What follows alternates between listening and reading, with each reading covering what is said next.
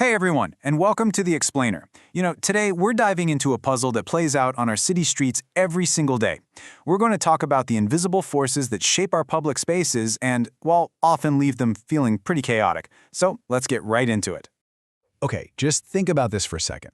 We pour so much time, effort, and money into making our homes these perfect, clean, orderly havens.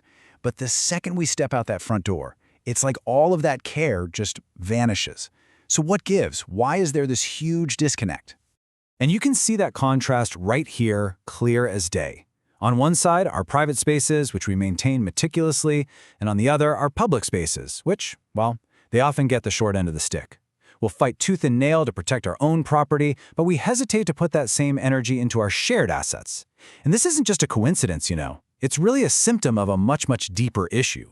So to really get to the bottom of this, we first need to look at the usual suspects, the common explanations people give for all this civic disorder. But as you're about to see, they don't really tell the whole story.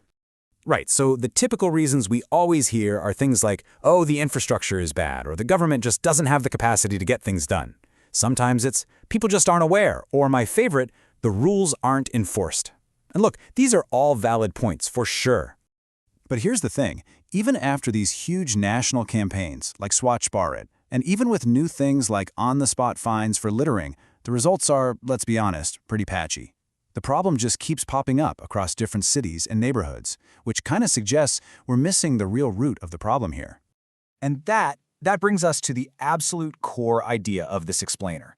The problem isn't just about bad roads or not enough fines. It's about an invisible agreement, a kind of promise that has been shattered. This quote really just gets right to the heart of it.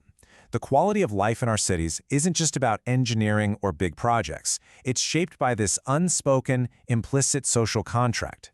It all comes down to trust, predictability, and whether we feel like cooperating is actually worth our while. So what even is this social contract? Well, think of it like an unwritten deal, a handshake agreement. We, the citizens, agree to do our part.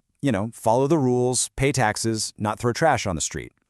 And in return, the city's institutions agree to do their part, give us reliable services like waste collection, and, crucially, enforce the rules fairly for everyone. It's a two-way street, and it's built entirely on trust. And this is the absolute key. When one side doesn't hold up its end of the bargain, when the garbage truck doesn't show up, or when rules seem to apply to some people but not others, that trust just evaporates. And when trust is gone, cooperation weakens. People start thinking, hey, why should I bother if the system I'm paying into is unpredictable and unfair? Now, this isn't just some abstract theory. You can actually see the fallout from this broken contract in how people behave every single day. Let's dig into the data. So check this out.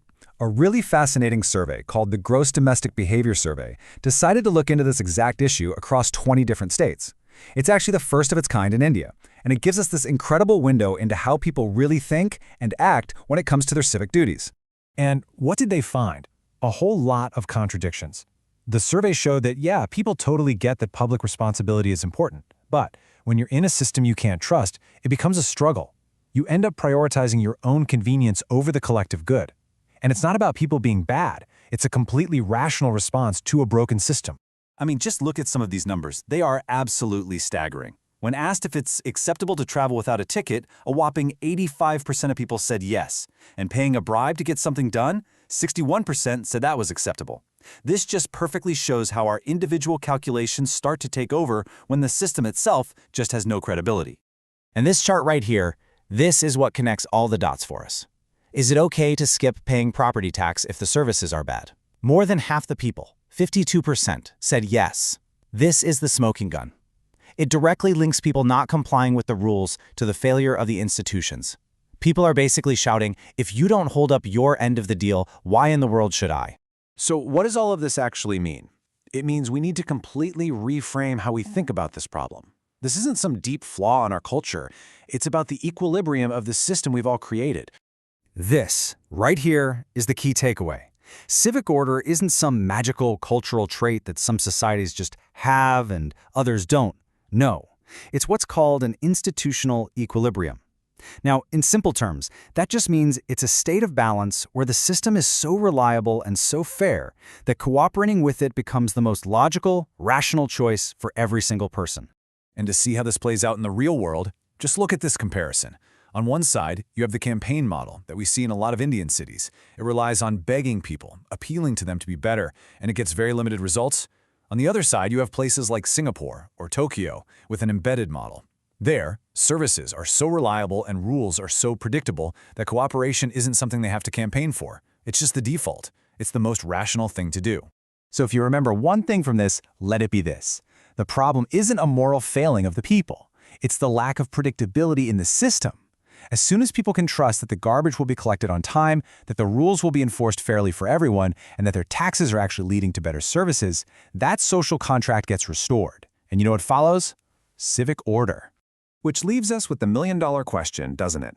If we know for a fact that trust is the foundation of a city that actually works, then the real challenge isn't just about building better roads or running another awareness campaign. It's about building predictable, reliable institutions that make cooperation the easiest and most logical choice for everyone. So how do we even start to do that? That's the real puzzle we all need to solve.